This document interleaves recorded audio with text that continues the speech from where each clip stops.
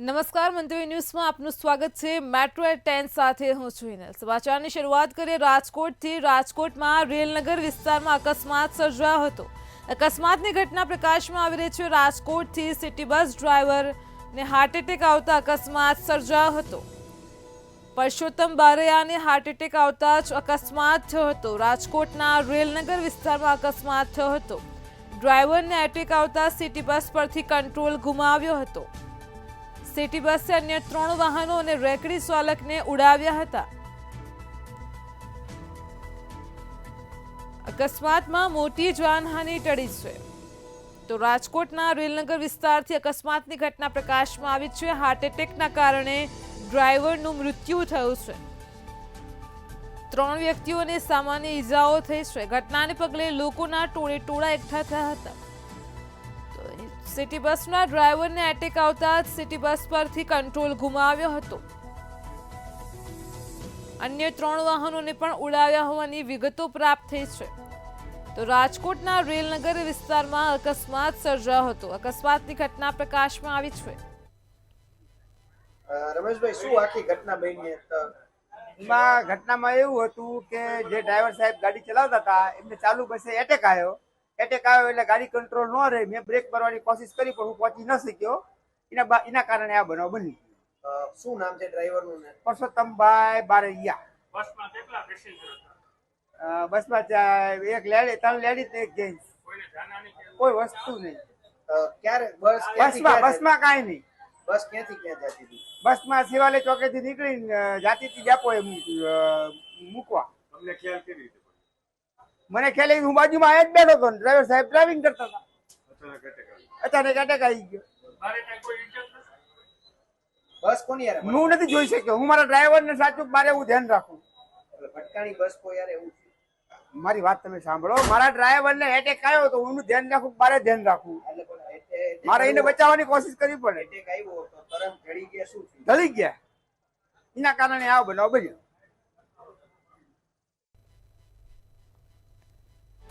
રાજકોટમાં રેલનગર વિસ્તારમાં અકસ્માતની ઘટના પ્રકાશમાં આવી છે। પરસોત્તમ બારૈયા નામના ડ્રાઈવરને હાર્ટ એટેક આવતા જ અકસ્માત થયો હતો। અકસ્માતમાં મૃત્યુ થયું છે।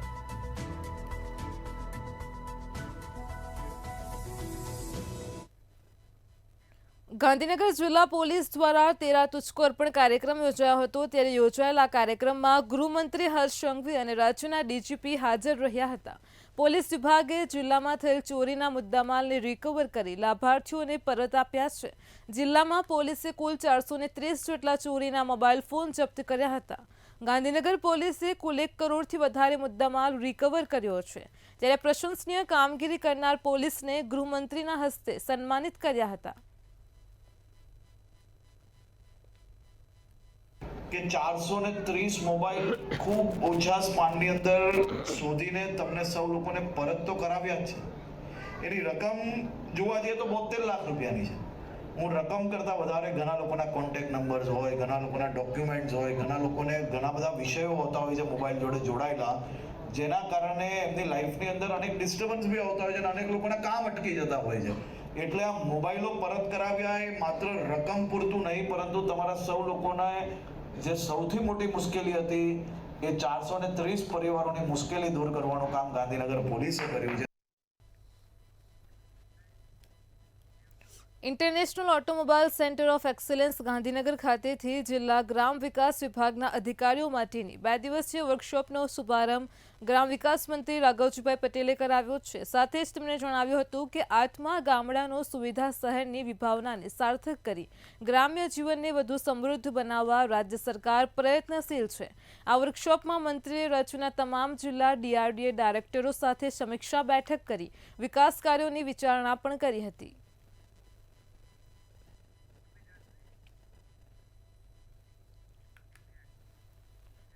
અમદાવાદની ખ્યાતિ હોસ્પિટલમાં સર્જાયેલા કાંડના અત્યાર સુધી 7 આરોપીઓની ધરપકડ થઈ ચૂકી છે। આરોપી પૈકી ડોક્ટર સંજય પટોડિયાની ક્રાઇમ બ્રાન્ચે ધરપકડ કરી છે। ડોક્ટર સંજય પટોડિયાએ આગોતરા જામીન માટે અરજી કરી હતી। આજરોજ ડોક્ટર સંજય પટોડિયાને 10 દિવસના રિમાન્ડની માંગ સાથે ક્રાઇમ બ્રાન્ચ દ્વારા અમદાવાદ ગ્રામ્ય કોર્ટમાં રજૂ કરાયો હતો। કોર્ટે ડોક્ટર સંજય પટોડિયાને પોલીસ સામે 12 તારીખ સાંજના 4 વાગ્યા સુધીના રિમાન્ડ મંજૂર કર્યા છે।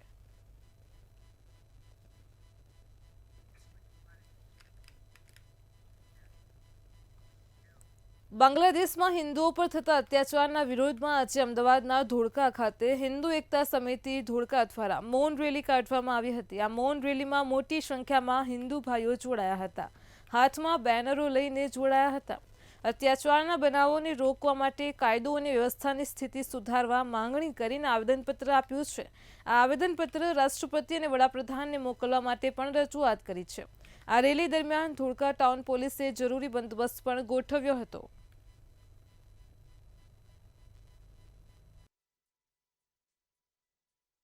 બાંગ્લાદેશમાં જે સત્તાનું દરમિયાન જે ચિંતનમય સંતશ્રીને એમની સ્કૂલ મંદિર દ્વારા એમને જે ધર્મગઢ કરી મંદિરો પર તોડફોડ કરવામાં આવી, ખરેખર એ સંતને એમને મુક્ત કરે એના માટે એની સાથે તમામ મારો હિન્દુ સમાજ એની સાથે છે અને આજે કાર્ય કરી રહ્યા છે. એ એકદમ અઘટિત છે અને માનવ અધિકારની દ્રષ્ટિએ પણ કોઈ બોલતું નથી. જ્યારે ભારત દેશમાં કંઈ હોય તો આખી દુનિયા તૂટી પડે છે. અમદાવાદમાં રિક્ષા ચાલકો ભાડામાં બેફામ રીતે વધારો કરતા હોય છે. નજીકના અંતરે જવાનું હોય તો પણ તેઓ જંગી ભાડું વસૂલી લેતા હોય છે, જેને લઈને અમદાવાદ ટ્રાફિક પોલીસ કમિશનરે જાહેરનામું બહાર પાડી તમામ રિક્ષા ચાલકો માટે મીટર ફરજિયાત કર્યું છે. 1 જાન્યુઆરીથી આ નિયમ લાગુ કરવામાં આવશે. તેમજ 1 તારીખ બાદ જે પણ રિક્ષા ચાલકને રિક્ષામાં મીટર લાગેલા નહીં હોય તેની સામે કાયદાકીય કાર્યવાહી કરાશે. મીટર ડિજિટલ મીટરની કિંમત પણ વધારે છે અને જ્યારે એને બગડે ત્યારે એને રિપેરિંગ કરવા માટે 25 રૂપિયાનો ચાર્જ હોય તો 500 રૂપિયા લે છે અને પ્લસ એ અમને તાત્કાલિક મળતું નથી. એ 2-4 દિવસ કે અઠવાડિયા પછી અમને એ મીટર મળે તો અમારે એ 2-4 દિવસ કેવી રીતે ધંધો કરવો? એટલે સરકારે આ પણ વિચારવું જોઈએ કે અમારું મીટર અમે ડિજિટલ મીટર લગાવીએ તો અમારે તાત્કાલિક અમે ગમે ત્યાં જઈને મીટર અમે રિપેર કરાવી શકીએ તો અમારો ધંધો કરીએ. આ તો 4-5 દિવસ મીટર રિપેરમાં આપીએ. 1 જાન્યુઆરીથી રિક્ષા ચાલકો છે તેઓએ ફરજિયાત પોતાની રિક્ષામાં ડિજિટલ મીટર છે તે રાખવું પડશે, કારણ કે ટ્રાફિક પોલીસ દ્વારા આ મહત્વનો નિર્ણય કરવામાં આવ્યો છે કે દરેક રિક્ષા ચાલકોએ પોતાની રિક્ષામાં જે ડિજિટલ મીટર છે તે ફરજિયાત લગાવવું પડશે. અને આ કરવા પાછળનું કારણ શું છે તેનું કારણ એ આપવામાં આવ્યું છે કે અમુક રિક્ષા ચાલકો છે તે વધારે ભાડું ઉઘરાવતા હોય છે અને આવું ન થાય, લોકો ન છેતરાય તે માટે ટ્રાફિક પોલીસ દ્વારા આ કડક નિયમ બનાવાયો છે. વિજયભાઈ, શું કહેશો? 1 તારીખથી ફરજિયાત મીટર કરાયું છે. તમે એક રિક્ષા ચાલક તરીકે આ નિર્ણયને કેવી રીતે જુઓ? ખૂબ સારી બાબત છે. સીપી સાહેબ દ્વારા આજે જાહેરનામું બહાર પાડવામાં વખત પેસેન્જર જે મીટર છે એની અંદર ફેરબદલી થઈ છે. જોવા જઈએ તો સૌથી પહેલાં યાંકી મીટર વાપરતા હતા, ફ્લેગ મીટર વાપરતા હતા. હવે ડિજિટલ જમાનો આવી ગયો, ડિજિટલ મીટર વપરાય છે. તો આ બધા મીટર વાપરવાવાળાને તો વાંધો નથી જ, પરંતુ આજે જાહેરનામું બહાર પાડ્યું છે તો સાહેબને મારી એટલી જ વિનંતી છે કે આની અંદર સૂકા ભેગા લીલા ના બળી જાય. કેમ કે જે ખરેખર મીટર લગાવતા જ નથી, ઉચ્ચક ધંધો કરે છે, એની ઉપર જે કાર્યવાહી કરવાની છે એની પર કરવામાં આવે તો સારામાં સારી બાબત છે. વિજયભાઈ, ડિજિટલ મીટર શું છે? કારણ કે ઘણા એવા લોકો હોય છે તમને ખબર જ નથી હોતી કે આ ડિજિટલ મીટર છે, આનો ઉપયોગ કેવી રીતે કરવો? ડિજિટલ મીટર આપણે એટલા માટે લાવ્યા કે પારદર્શકતા રહે. ઘણી જગ્યાએ એવું થતું હોય, પેસેન્જર કમ્પ્લેન કરતા હોય કે અહીંયા કાયમ જઈએ 70 જ થાય છે તો 90 કેમ થયા, 100 કેમ થયા? તો પહેલાંના મીટરની અંદર જે મીટરનું રીડિંગ બતાવતા હતા એના અનુસંધાને આ મીટર કાર્ડ બતાવું કે આ મીટર કાર્ડની અંદર રીડિંગ પ્રમાણે ભાડું લેવાતું હતું. પણ હવે ડિજિટલની અંદર સીધા કિલોમીટર બતાવે, કેટલું અંતર થયું એ બતાવે છે અને સામે રૂપિયા પણ બતાવી દેશે, સાથે સાથે વેટિંગ પણ બતાવી દેશે. તો કોઈ પણ પ્રકારનો તકરાર પેસેન્જર અને ડ્રાઈવર વચ્ચે થતો નથી કે ભાઈ આટલા કિલોમીટરની મેં મુસાફરી કરી તો મારે આટલું ભાડું અને આટલું વેટિંગ સાથે મારે આપવાનું છે. તો મોટામાં મોટો પેસેન્જર અને ડ્રાઈવરનો જે ઝઘડો હતો એ નાબૂદ થઈ ગયો. સારામાં સારી બાબત છે. એટલે રિક્ષા ચાલકો છે તે આ સરકારના અને પોલીસના આ નિર્ણયને આવકારી રહ્યા છે, કારણ કે ટ્રાફિક પોલીસ દ્વારા કડકાઈથી નિર્ણય લેવામાં આવ્યો છે અને જે પણ લોકો જે રિક્ષા ચાલકો આ નિર્ણયનું ઉલ્લંઘન કરશે તેની સામે કડક કાયદાકીય જે કાર્યવાહી છે તે કરવાની પણ જે ચીમકી છે તે ટ્રાફિક પોલીસ દ્વારા આપી દેવાની છે. પરંતુ અમદાવાદના રિક્ષા ચાલકો આ નિર્ણયને આવકારી રહ્યા છે. કેમેરા પર્સન જય જાની સાથે કિંજલ બોરીસા, મંતવ્ય ન્યૂઝ, અમદાવાદ. બાંગ્લાદેશમાં હિન્દુઓ પર હુમલા અને સતત હિન્દુઓના અસ્તિત્વ સામે જોખમને લઈને રાજકોટમાં હિન્દુ સંસ્થાઓ દ્વારા વિરોધ કરાયો હતો. બહુમાળી ભવન ચોક ખાતે મોટી સંખ્યામાં હિન્દુ સંસ્થાઓ અને આગેવાનો દ્વારા મૌન રેલી કાઢવામાં આવી હતી. રાજકોટ જિલ્લા કલેક્ટરને આવેદનપત્ર પણ પાઠવવામાં આવ્યું છે. તેમજ બાંગ્લાદેશમાં વસતા હિન્દુઓની ચિંતા સાથે ભારત સરકાર સુરક્ષા માટે જરૂરી પગલાં ભરે તેવી માંગ કરાઈ છે.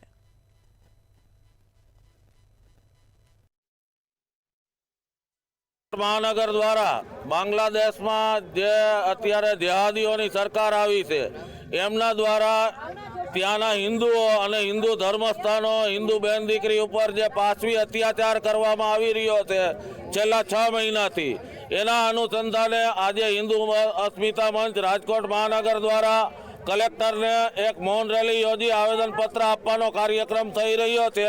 જે તે શાસકોની રાજકીય મહત્વાકાંક્ષાઓને લીધે હિન્દુ સમાજ બાંગ્લાદેશનો અત્યંત આતંકનો, અત્યંત પીડાનો અને હત્યાનો જે સહન કરી રહ્યો છે એની પૂરા ભારતનો અને ગુજરાતનો ખાસ કરીને સાધુ સમાજ એની ઘોર નિંદા કરે છે.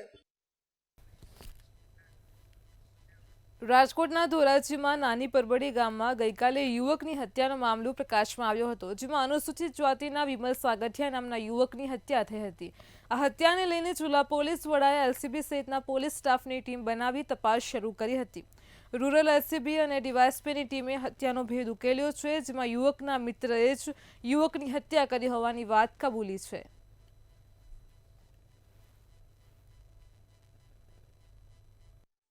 મરણ જનારના માતા શ્રી દુધીબેન ઉકાભાઈ સાગઠિયાએ પોલીસ રૂબરૂ ફરિયાદ આપેલ છે કે તેમના દીકરાને કોઈ અજાણ્યા શખ્સોએ અન્ય કોઈ કારણસર મારી નાખેલ છે. તે આધારે પોલીસે ટેકનિકલ સર્વેલન્સ તેમજ શાહેદોના નિવેદન લઈ અને તપાસ પૂર્ણ કરેલ છે અને તપાસ અંતે આરોપીને હસ્તગત કરેલ છે. આરોપી કાયદાના સંઘર્ષમાં રહેલ કિશોર છે, તેને યોગ્ય કાર્યવાહી કરી અને પોલીસ તપાસ ચાલુ. મહેસાણામાં ખ્યાતિ ઓપરેશન કાંડ બાદ વધુ એક ઓપરેશન કાંડ સામે આવ્યું છે, જેમાં દારૂ પીવડાવી નસબંધી કરી હોવાનો યુવાને આક્ષેપ કર્યો છે. નવી સેઢાવી ગામ નજીક વગડામાં રહેતો યુવાન ભોગ બન્યો છે. ઓપરેશનના 1 મહિના બાદ અપરિણિત યુવાનના લગ્ન છે. કૌભાંડી તબીબોએ મજૂરી કામ કરીને ગુજરાન ચલાવતા ગરીબ યુવાનનું ઓપરેશન કર્યું છે. ત્યારે જો તપાસ હાથ ધરાય તો નસબંધી ઓપરેશનનો કાંડ બહાર આવી શકે છે.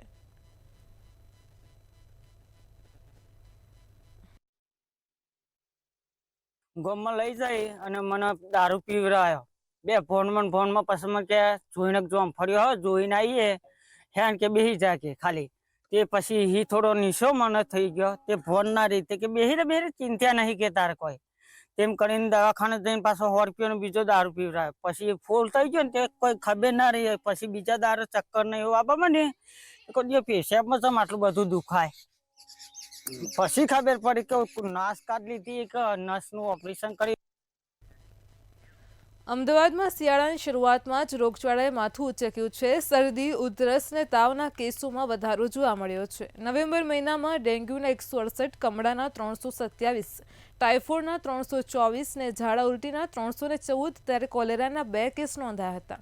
જ્યારે સાદા મેલેરિયાના 123, ઝેરી મેલેરિયાના 45, ચિકનગુનિયાના 41 કેસ નોંધાયા છે.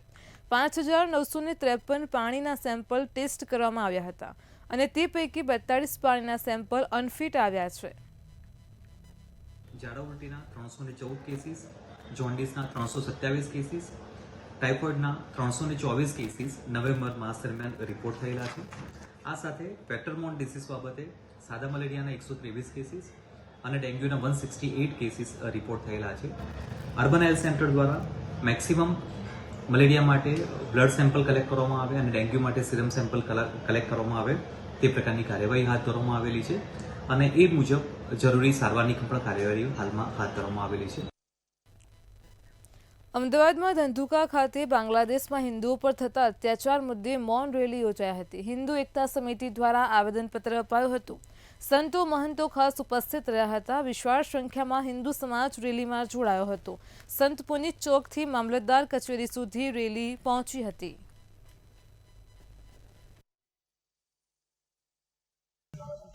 બાંગ્લાદેશની અંદર જે આપણા હિન્દુ ભાઈઓ માટે જેમને કૃત્ય ભર્યો આ વ્યવહાર કર્યો છે એની માટે આ મૌન રેલી હતી. એમને કહેવા માંગીશ, બરાબર, હું વિજયસિંહ ધર્મરક્ષક વીરભૂષણ દાદાબાપુ ધામ મહંત, કે આ હિન્દુ એ શાંતિનો દેશ છે અને શાંતિ સાથે અમે શક્તિને પણ માનીએ છીએ અને જેઓ શક્તિને માનીએ છીએ એટલે શાસ્ત્રને પણ માનીએ છીએ અને શસ્ત્રને પણ માનીએ છીએ. આ મૌન રેલી છે એ શાંતિ માટે હતી. એટલે અમને હિન્દુઓને એવી પ્રેરણા ના કરાવો કે અમે શસ્ત્ર પણ ઉપાડી શકીએ. હિન્દુ સંગઠન ભાઈઓને જાગૃત કરવામાં આવ્યો છે કે જાગૃત થાય और भारत में जो हमारे देश में बंगाल में जो बांग्लादेश में जो हिंदुओं पर दुर्दशा થઈ રહી છે, એમને સતાવવામાં આવે છે, એમને મારવામાં આવે છે, हमारे सनातन संस्कृति को नष्ट કરવામાં આવે છે, એની વિરુદ્ધ आज एक मौन रैली यात्रा કરવામાં આવી છે।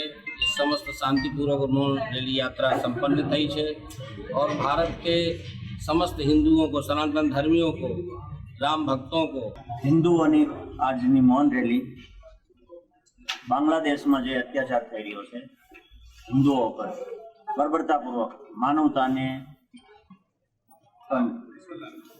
દુઃખ દે એવો આ બર્બરતાપૂર્વક અત્યાચારને એક સંદેશ આપવા માંગીએ છીએ કે અમે આ મૌન રેલી કરી છે અને હિન્દુઓને જાગૃત થઈને જો આ ન રોકવામાં આવ્યું તો હિન્દુ ઉગ્ર પણ બની શકે છે। ગાંધીનગરમાં ચાખોરા ગામના પાટિયા પાસે રાતના કાળા કલરની કારમાં માતાની નજરો સામે 16 વર્ષીય સગીરનું અપહરણ કરવામાં આવ્યું હતું। 4 શખ્સો દ્વારા માતા ફોઈને ધક્કો મારી 16 વર્ષીય સગીરાનું અપહરણ કરી 3 લાખની ખંડણી માંગી ફરાર થયા હતા। ચિલોડા પોલીસને લોકલ ક્રાઇમ બ્રાન્ચની અલગ અલગ ટીમોએ ચારે દિશામાં ઘનિષ્ઠ તપાસનો દોર હાથ ધર્યો છે।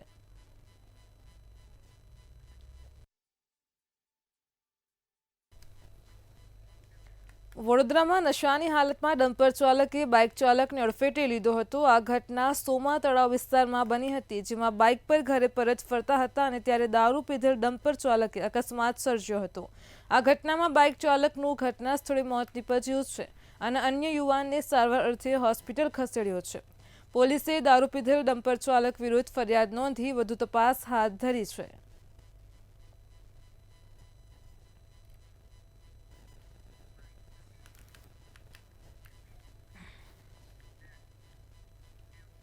અમદાવાદના નરેન્દ્ર મોદી સ્ટેડિયમમાં 7 તારીખે BAPSનો કાર્યક્રમ યોજાવા જઈ રહ્યો છે। આ કાર્યક્રમમાં 1 લાખ કરતાં વધારે કાર્યકરો હાજર રહેવાના છે। BAPSના મહંત સ્વામી તેમની સાથે અનેક સાધુ સંતો પણ કાર્યક્રમમાં હાજર રહેશે। ત્યારે યોજાવા જઈ રહેલા કાર્યક્રમને લઈને અમદાવાદ ફાયર વિભાગ દ્વારા તૈયારીઓ કરવામાં આવી રહી છે। કોઈ પણ અનિચ્છનીય ઘટના ન બને તે માટે ફાયરના જવાનો ખડે પગે રહેવાના છે।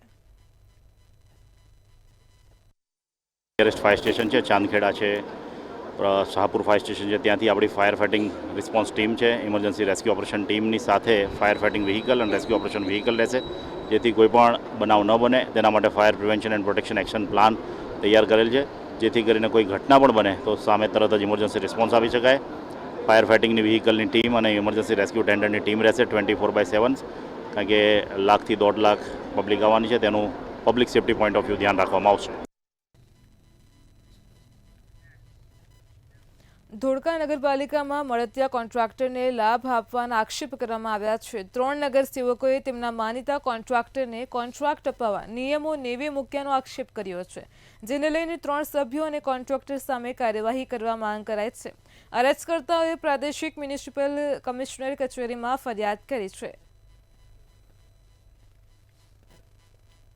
કલેક્ટરશ્રીએ ધોળકા નગરપાલિકા ચીફ ઓફિસર જતીનભાઈ મહેતા તેમજ ધોળકા નગર સેવા સદન નાયબ કલેક્ટરશ્રીને અહેવાલ માગવા માટે ટપાલ પાઠવેલ છે। હવે જોવાનું એ રહે છે કે 38(2) મુજબ જે અમે દાખલ કરી છે તેમાં ચીફ ઓફિસર જતીનભાઈ મહેતા ભ્રષ્ટાચારની વિરુદ્ધમાં જ જે અને સાચો અહેવાલ રજૂ કરે છે કલેક્ટરમાં કે પછી ગોળ ગોળ જવાબ રજૂ કરે તે જોવાનું રહે છે। રાજ્યમાં આગામી 7 દિવસને લઈને હવામાન વિભાગ દ્વારા આગાહી કરવામાં આવી છે। આગામી 7 દિવસ હવામાન સૂકું રહેશે। આગામી 3 દિવસ લઘુત્તમ તાપમાન 2 થી 4 ડિગ્રી ઘટવાની શક્યતા છે। હાલ ઉત્તર પૂર્વથી પૂર્વના પવન ફેંકાઈ રહ્યા છે। અમદાવાદમાં 19 ડિગ્રી લઘુત્તમ તાપમાન સેલ્સિયસ નોંધવામાં આવ્યું છે।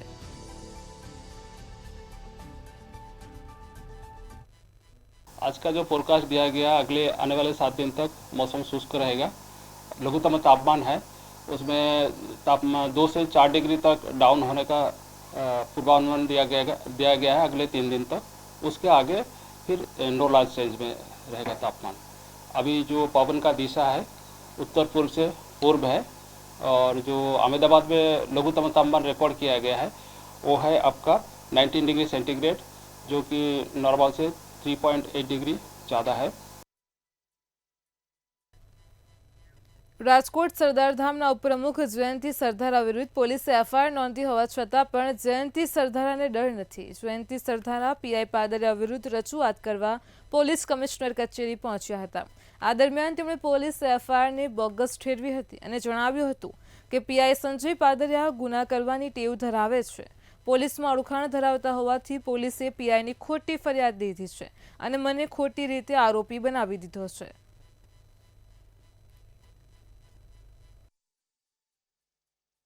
મારી રજૂઆત એવી છે કે સાહેબ આ ગુનેગાર છે એ 9 દિવસ ફરાર હોય અને આવીને સીધા પોલીસ સ્ટેશને જામીન આપી દીધા અને મારી ઉપર ગુનો દાખલ કર્યો છે અને હજી મને એવી દહેશત છે કે આ માણસ ગુના કરવામાં પંકાયેલ છે, જૂનો રીઢો ગુનેગાર માણસ છે અને હજી મારી ઉપર હુમલો કરાવે એવી મને દહેશત.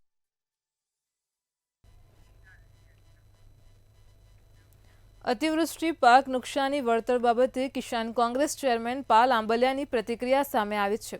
પાક નુકસાની બાબતે કોંગ્રેસ પ્રમુખ શક્તિસિંહ ગોહિલે સંસદમાં પૂછેલા સવાલનો કેન્દ્ર સરકારે જવાબ આપ્યો છે.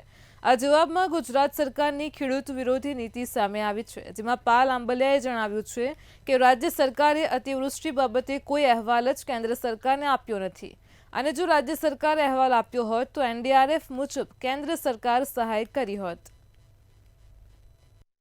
આની ઉપર છેદ રાજ્યસભામાં જે જવાબ આવ્યો છે એને છેદ ઉડાડી દીધો છે. એમણે કેન્દ્ર અને રાજ્ય સરકાર સાથે મળી અને ગુજરાતના ખેડૂતોને કેવી રીતે પાયમાલ કરવા, ખેતી વિહોણા કરવા, જેથી કરીને એમના મિત્રોને એ ખેતીલાયક જમીન આપી શકે એનું ષડયંત્ર આ રાજ્યસભામાં આપેલા જવાબથી બહુ સ્પષ્ટ થયું છે. રાજકોટ જિલ્લાના ધોરાજી પંથકના ખેડૂતો રવિ પાકના વાવેતર માટે કેનાલ મારફતે ભાદર 1નું પાણી છોડવા માટે માંગ કરી રહ્યા છે. ધોરાજી પંથકના ખેડૂતો રવિ પાકનું વાવેતર કરી ચૂક્યા છે અને વાવેતરમાં કુલ 1 વીઘા દીઠ 3 થી 4 હજારનો ખર્ચ કરવામાં આવ્યો છે અને ખેડૂતોને હવે પિયત માટે પાણીની જરૂર છે. ત્યારે ભાદરનું પાણી સમયસર કેનાલ મારફતે આપવામાં આવે તો ખેડૂતોને લાભ થઈ શકે છે. પાણીની જરૂર છે. અત્યારે ઘઉં, ચણા છે, રાયડો છે, તુવેર છે, એરંડા છે, આ તમામને પાણીની અત્યારે જરૂર છે. ચોમાસામાં કેવી નુકસાની ગઈ હતી? ચોમાસામાં અમુક પાક નિષ્ફળ ગયા છે, અમુક શેરુ પાક છે એ અમુક 50% ઊભા છે ને 50% મરી ગયા છે. તો ખેડૂતોને અત્યારે જે બચ્યું છે એમાં સમયસર પાણી મળે તો ખેડૂતોને થોડો આશરો રહે. તો આ રીતે જો સરકાર કેનાલ ખાતાનું આયોજન હોય અને સમયસર પાણી બચે અને વપરાય તો ઉનાળુ પિત્તમાં પણ ખેડૂતોને થોડીક રાહત થાય. આ સમયસર કેનાલ છોડે તો ખેડૂતને ફાયદો થાય એમ છે અત્યારે. અને આ કેનાલ હજી સાફ સફાઈ થઈ નથી અને આ લોકો સરકારી ખાતું આવું બોગસ જ છે સાહેબ. એને કંઈક ધ્યાન દોરો તમે એટલે જલ્દી વહેલા થઈ જાય અને બધાને લાભ મળે, નાના ખેડૂત મોટા ખેડૂત બધાને લાભ મળે.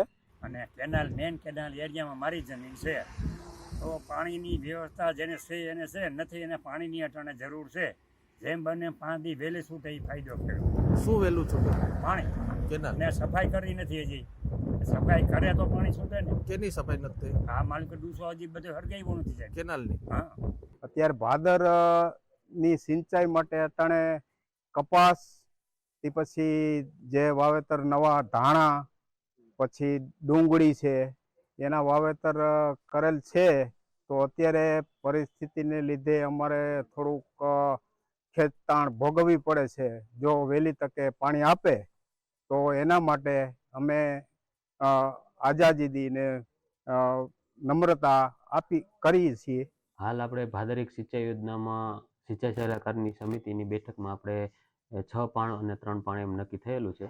જે મુજબ હાલ ફોર્મ કલેક્શનની કામગીરી ચાલુ છે. ખેડૂતો આવીને ફોર્મ ભરે છે અને સાથે સાથે આપણે ભાદર કેનાલની સફાઈ પણ અત્યારે ચાલુ છે.